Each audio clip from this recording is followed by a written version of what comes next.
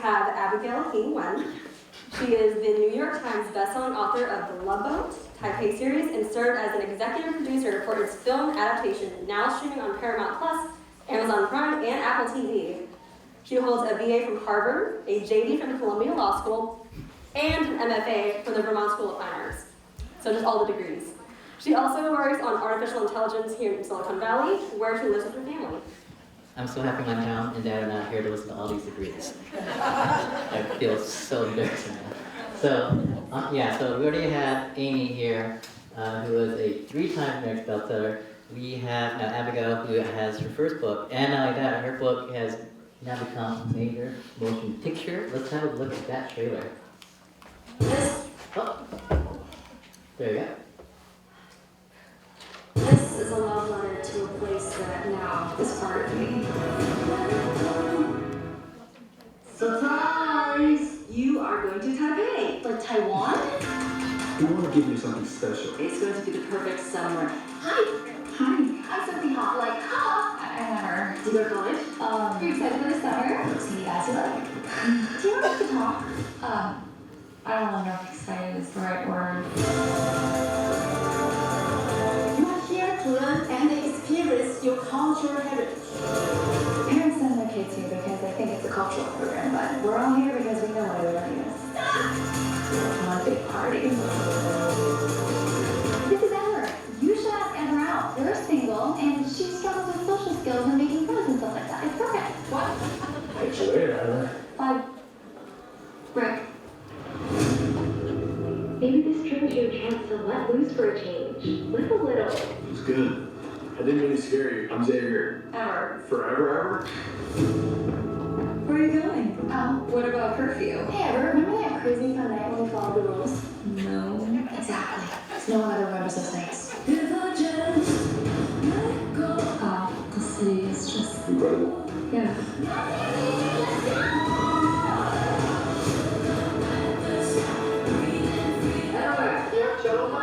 It's getting a little tired. Chinese word and you're right. Gotta go. Love you. Bye. Right now in life, it feels like I'm 20 of everything. When I'm with you, I'm more me than I've ever been. I don't know what I want. Here's the thing. You worry so much about the life that you want. You never take the time to appreciate the life that you have. Here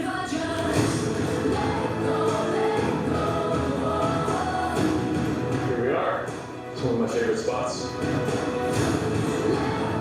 This is a love letter to a place that I never knew 8 weeks ago. Now is part of me.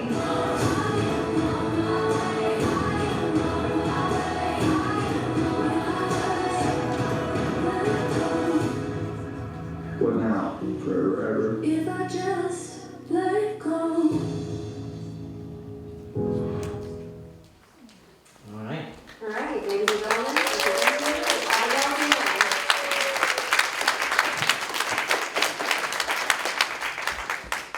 That was so cool, Abigail. I love seeing that trailer. I feel like the actors all here with me now. I can't believe that you wrote that and it became such a beautiful story and it's now on this big screen for all. I watched it. I love it. My favorite character is actually Aunt Sue. Oh, I love her. She is like, I think we all need an Aunt Sue in our life, right? So, I'm going to go to the first slide here. Now, I want to know how this all started. Like, where did you first discover your passion for writing and storytelling? Is this something that was organic or something that you developed? And was it something that was also encouraged by your family, or did you have to pretty much pave your own way? Well, first, I want to say it's such an honor to share the stage with such an incredible group of leaders and with you. And this is my first time actually in the Oakland Chinatown. I did not realize it was so robust. So it's really such a pleasure to be here with all of you, and I'm excited to meet you afterwards. So I did not know I was a writer. I had always loved stories. My brother and sister reminded me that when we were little, they would come into my room in the middle of the night, and I would tell them stories about us that would define the characters, which would be like the 3 of us, our cousins, and then our Asian American friends. And that would be the group, and we would be having these adventures in a world without grown-ups. And I, every opportunity I had in school to have an open-ended assignment, I would take it and I would write a short story. But I didn't see anyone like me. We read Amy Tan and we read Maxine Hong Kingston, and that was all. I didn't actually resonate with those stories because I think they were further along, they were earlier in the immigration process than my family. My mom and dad came from the Philippines and Indonesia, and I didn't really see myself in their stories either. So I just didn't know that that was something I could do. And my family was a business family, so I think the idea of doing the arts, writing a book, it was just completely foreign and not really on my radar screen. So when you were young, you were already a great storyteller, but I'm assuming that you also had some really strong, great inspirations. What were some of the top inspirations you had in terms of the stories you read became, I would say, foundations for what you would tell later? Yeah, so I grew up in the library. I was a bit of a lonely kid, and I spent all my time reading. So I found my friends in the books that I read. So Laura Ingalls, my husband still jokes to this day, I'm constantly quoting the wisdom of Laura Ingalls. I love the Chronicles of Narnia, and when Harry Potter started coming out, I just completely was obsessed with that series. And at the same time as I was falling in love with the Laura Ingalls world, when you love books so much, you actually want to drop into the stories and live with those characters and be a part of their world. But I knew that Laura Ingalls, as much as I loved her, and as open-minded as she was, I knew that if I did fall into her world, her mom wouldn't like me. Her mom hated Native Americans. And even Laura herself, who was very, she's an incredible character, incredible person, she would probably ask me a lot of questions that would make me uncomfortable. And so, at the same time that I loved these books so much, there's also this sadness at the core of my relationship with the books, to feel like, okay, even in these books, I don't belong. But I found actually in fantasy that there was more acceptance of diversity, and the nature of fantasy worlds is you go and you meet other cultures. When I look at the Loveboat Taipei series, I think, it's actually a fantasy story. It's a portal fantasy in which a girl from our world goes to another world, and she experiences and learns all about this culture that's different from hers, and she comes home transformed. And so I think all those stories formed the way I wrote Loveboat Taipei. So, we should a little bit about myself. When I was growing up, as Cindy knows, in Mississippi, I never really felt like I belonged. I actually needed to find my own personal escape. I found my escape through comic books. That was my fantasy. That was my world. I loved comic books. It was where I actually felt the most alive and most safe, to be honest. And because I lived in a predominantly non-Asian environment, which did anything but celebrate my culture, right? What were some of the things that you had to face that was not that comfortable, if you don't mind sharing, in your real world that these books gave a refuge for? Yeah, so I really related to a lot of the stories that were already shared, the coming to school with food and having everyone ask, well, what is that smell and what is that and ew, why are you eating these things? A lot of the tension would find us, there's a line in the movie where, at the very beginning, where Ever's like, when you look like this in a classroom, it looks like this, and there's like Ever in her classroom that's all not Asian, attention as a way of finding you, and I didn't like that attention. I've actually, in my process of writing the Loveboat books, I interviewed a lot of alumni around the world, and there were actually alumni who loved being the only Asian in their town. They loved, kind of standing out, and I was like, wow, it's just completely quarantined. I did not want to stand out. I just wanted to blend in, be like everyone else, and just kind of integrate into that. So I think that attention was hard for me too. And I think I didn't know that I was Asian American. I didn't know I was an immigrant. I remember watching Beauty and the Beast, the live action, and it's actually about, she thought she's a transplant in her small town. She came from Paris and she moved to this town, that's why she didn't fit in.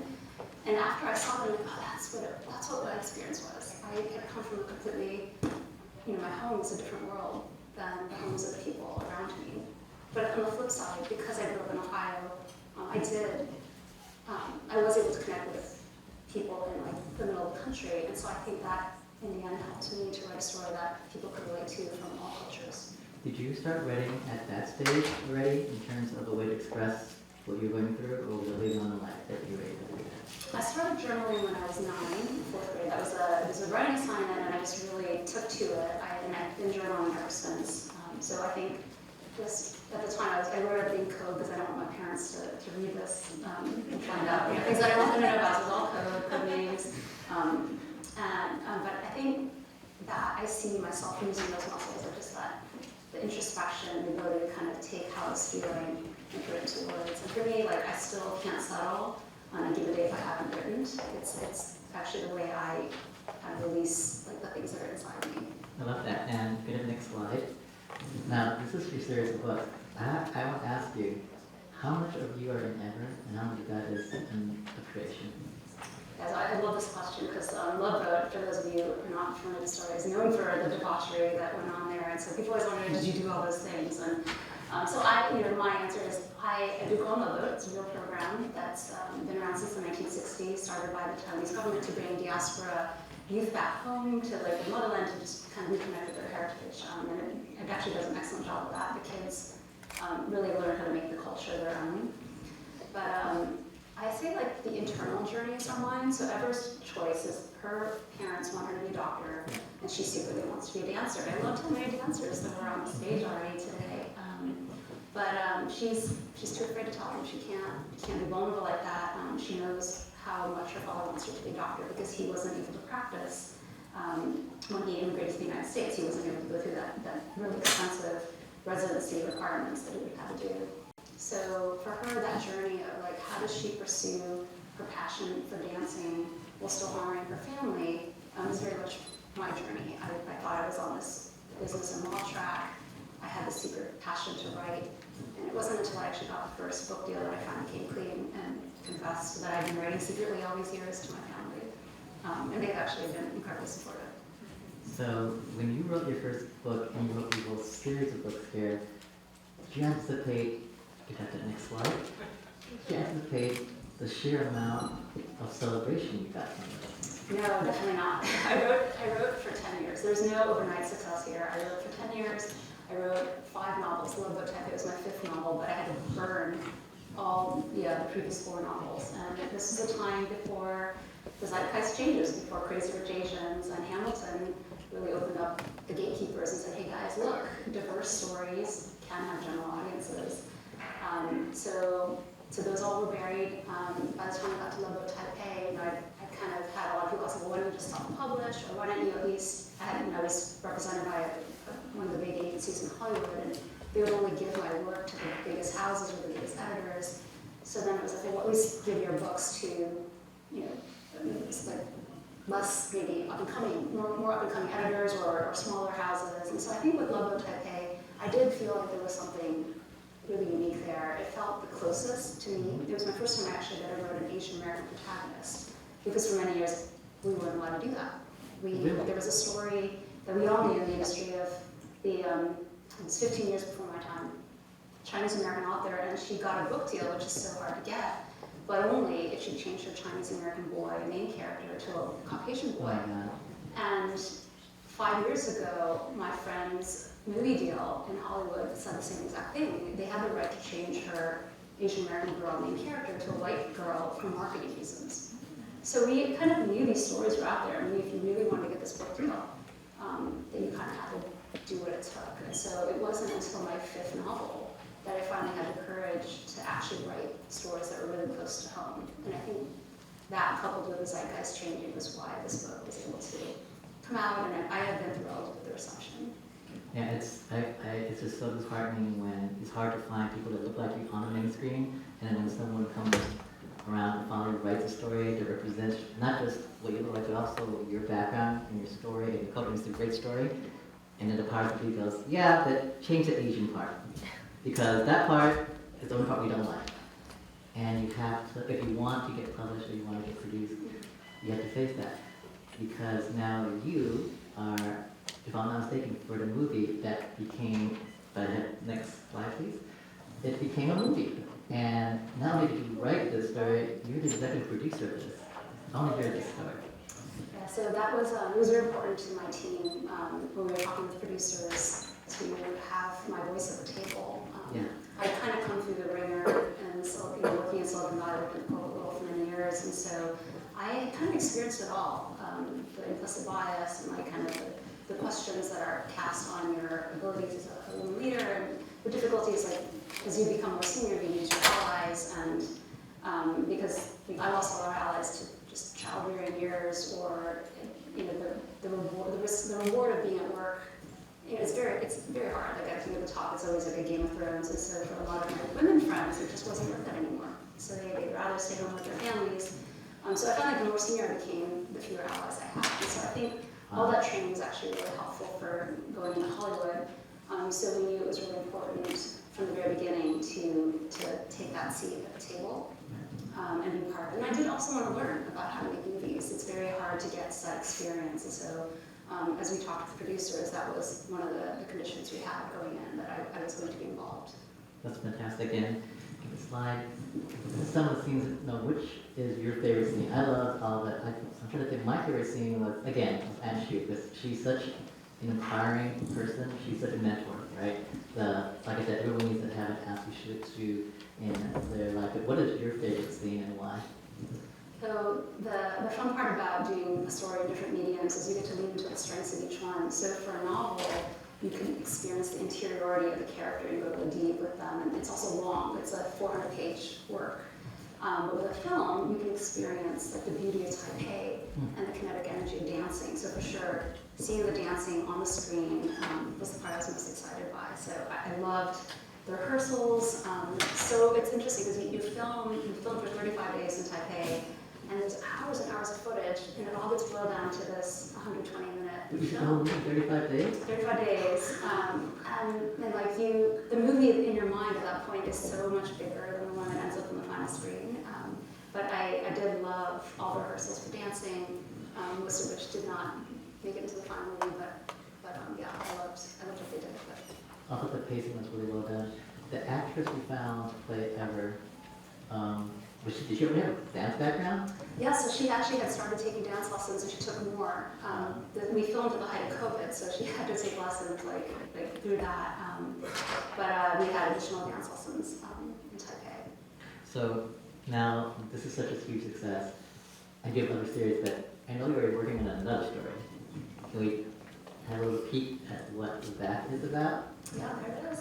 So it's called Kisses, Codes, and Conspiracies, and I came a little closer to home. So this is actually set in the Bay Area and in Oakland.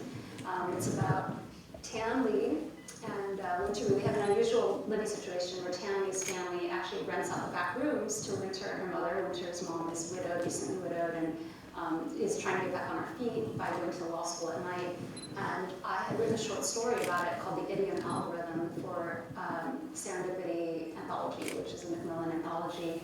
And my editor loved the story so much that she asked me to write a novel, like to kind of follow the characters. And so actually that was the only reason why I was able to do this novel with Macmillan, because otherwise all my young adult novels should be with HarperCollins.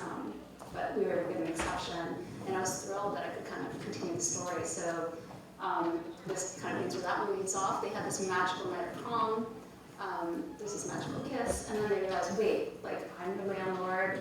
We cannot do this. Like we cannot screw up my mom's living situation. Like she is trying to get on her feet. We can't do that to them. And also Tan's like, I cannot be that guy taking advantage of people. So they kind of swear off of each other. But their clueless parents head off to Hawaii and on a vacation together and leave them to babysit his younger sister together.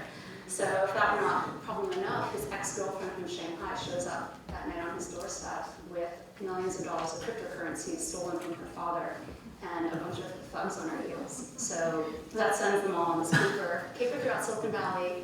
I had such a good time just kind of romping around this area and getting just to see Asian American characters. It's not a particularly Asian American story, except that he happens to be a little bit more cross-cultural and have a ex-girlfriend from Shanghai. But it's about, it's a heist, it's a love story, and Asian American characters happen to be the main ones. That is so cool. Next slide. Now there's scenes here that I think are inspired by the movie, and you're also a venture capitalist with specialization in artificial intelligence too. How much of that was used as a glean into this story? So these are images from Kisses, Codes, and Conspiracies. Yeah, for sure, all my work draws on all my life. So the cryptocurrencies, I definitely was looking at that more 10 years ago, not so much today. But the artificial intelligence actually shows up in my second novel, which is the second Loveboat called Loveboat Reunion. It takes place shortly after the events of the first one, where Sophie Ha, who's the roommate you guys saw on the screen, played by Chelsea Zhang.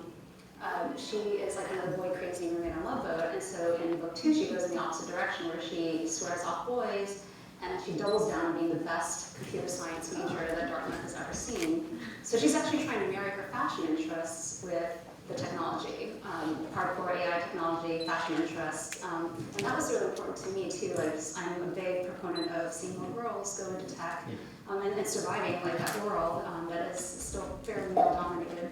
So, and also getting to be her full self, and that's her journey of, like, she gets to be her full girly, fashion-loving self, but still working in this like really hardcore technology. Wow. And so this new story coming out in August, right? Is this something that, is this connected to the Taipei, or is this a branch? So it's completely separate. It's my first novel outside the Loveboat world. And so it's, for me, in some ways, it feels like my second child, because all of Loveboat feels like, you know, one big world. And I was excited to kind of start this new one. So, next slide. This is, I love this, and this was your mission. I would love to hear you share in your own words what your vision and your mission is for your impact and the leave behind in this particular community right now. Yeah, so, you know, it's actually been refining this. I forgot that I sent you this. It's been a little tinkered with, but I think the vision is really to accelerate a reconciled world. And I think of that as like part of my mission is to share these untold stories of our community, to share perspectives that we haven't seen in print or on the screen, but to share it in a way that it can be received. And I loved, you know, my editor is Italian-American, and when I spoke to her about Loveboat Taipei, she said, Ever's family is exactly like my family. And I think that's been maybe the biggest, maybe one of the things I'm most happy about is just like how the story has been able to resonate with people of all cultures. So it's, the movie and the books have been translated now into 12 languages. Oh my God. There's more coming. Congratulations. Thank you, that we haven't announced yet. And I think that kind of blows our mind. It's a story about an Asian American girl going to Taipei, and yet like it's resonating because people do. But at the end of the day, like for me, I wanted to showcase the humanity of Asian Americans and their families and the struggles they go through. And so I see that as my role, and my work is to showcase that humanity, to bridge a lot of these cultural wars that we're struggling with now, and to, over time, like as we build understanding between people, to come about to bring about a more reconciled world. You bring up a really good point that a lot of immigrants probably have a very similar story that they just never had a chance to share because they're not allowed to, at least not on a large scale. And which is very ironic considering America was built on immigrants in the first place. That's right. And the fact that we suppress this is almost like we're suppressing our identity on a national level. Why do you think suddenly at this point these voices are now being heard now versus suppressed over the last 100 years? That's a really great question. Like, why did the zeitgeist change? I mean, I think there's been a lot of work done over the years. There were 25 years between Joy Luck Club and Crazy Rich Asians. And in that interim, there were a number of other stories that came out, just they didn't receive the same level of national attention. So I think that's been helpful. I think as a community, we're starting to realize the power that we hold. Like there's a lot of buying power in the Asian American community, and learn to lean into that more. I remember when I was coming through the ranks in politics, it was very hard to get Asian Americans to donate to government and public service because I think it may also just been the stage of our immigration where we were focused on survival. And I think now that we have more of an economic cushion, we do have the luxury of thinking more about how do we have an impact on our communities, on our country. And so it is not always the best use of money to donate to a political campaign that may not succeed, right? So, but yet we do need to do that. We do need to support the arts. We do need to support nonprofits, because they are doing long-term work to help transform all our communities. And I think we've really grown into that as a community. When people ask me how did Loveboat hit the New York Times list, which is a very difficult list to hit, regardless, it's really hard for contemporary, especially, usually it's fantasy dominated. And I say it's three things. One is that HarperCollins really backed the book. Two is that Barnes & Noble picked it as a young adult book club pick. And the third is that the Asian American community really came out for it. And I had people tagging me saying, I paid full price for the book, which actually is helpful, but a more helpful thing is actually to buy books from your local independent bookstore or Barnes & Noble. And so those actually count double with the publishers. So there's things like in the system that as a community we just didn't know about. And I think the more we know, the more information we have and share amongst each other, the more effective we're able to be as a community. Do you find, I don't know if you have this data or not, but obviously the new generation of the Asian Americans love this because it's finally representation. Do you think that the old generation is like, oh my God, we're showing way much than I'm comfortable with because we've always been very private people. This is showing up some dirty laundry, parenting, questionable practices. Do you see a difference in how generations receive these new Asian American stories? Yeah, it's a really great question. I think I was a little nervous right before the book came out. So my, Loveboat Taipei, my girl loses her virginity on Loveboat, and I think like right before I was like, oh no, like I come out of actually a conservative Christian background, and I'm a Christian, so I was worried that they were going to judge my character, and I was so pleasantly surprised. Like, no, actually they understand, like, people are people, and that really was how I approached my work. I just wanted to make each of my characters authentic to who they were, and forever she was running away from her family and rebelling in so many different ways, and that was really part and parcel of who she was and the circumstances that she found herself in. So I think the older generation has been fighting for representation for so long that I think they're glad to have it. And also they live at the margins of two different cultures, and so I think that makes us inherently open-minded in our own ways. And so I feel like I've been amazed by how the book has actually transcended generations. I love hearing the stories of the 15-year-old girl reading Loveboat with her 90-year-old grandmother, and like those stories really just make my heart sing. So, if I'm not mistaken, you're creating a studio, now, right? A studio. So it's crazy that you're both the creative and also the executive producing power behind this. What's your vision for your studio? What's the name of your studio? It's an eponymous studio, so it's just my name, and it's like I have so many stories in me. So I'm working on 12 different projects right at now? the same time. Please. Yeah, I have 2 more unannounced books, and we're about to close a 7th book deal. And then I signed with an agency in Hollywood, so I'm working on original film and TV scripts with them. And really, I think the goal is kind of more of the same, is to kind of continue to create stories that, to share these untold stories from our community, from other communities, to keep building bridges between people, and increase the representation and diversity of the people that we see on the screen. What is your hope for, say, mainstream media in the next 20 years? What do you hope it will be as a culture?